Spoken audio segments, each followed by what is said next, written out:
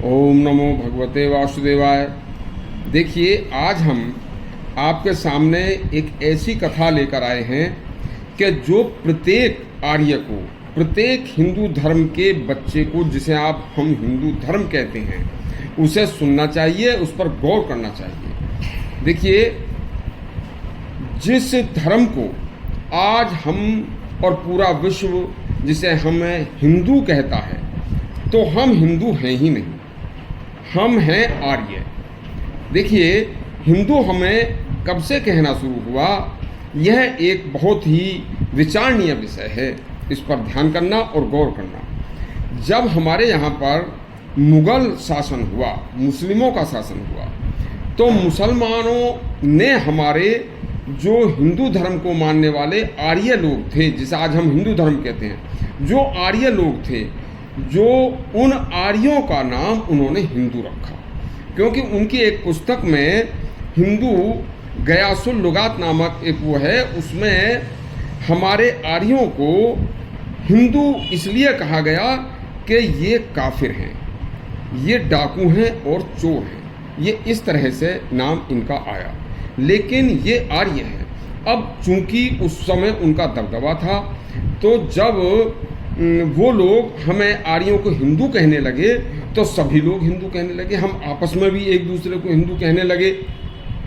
देखिए, इसकी एक मिसाल है कि एक स्त्री कोई अपने पीहर में, अपने मायके में रहा करती थी, और उसका पति भी वहीं रहता था।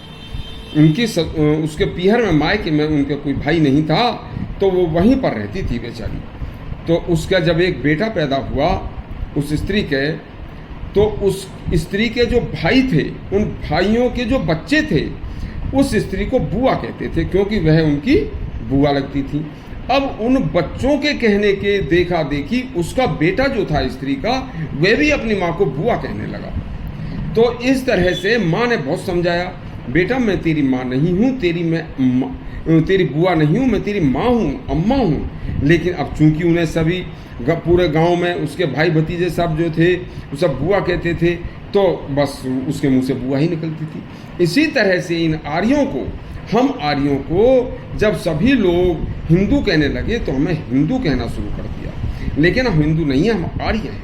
हमें इस बात पर गौर करनी चाहिए और अपने आर्य धर्म को, जो हमारा आर्य धर्म हमारे समस्त ग्रंथों में लिखा हुआ है, उसी पर हमें चलना चाहिए।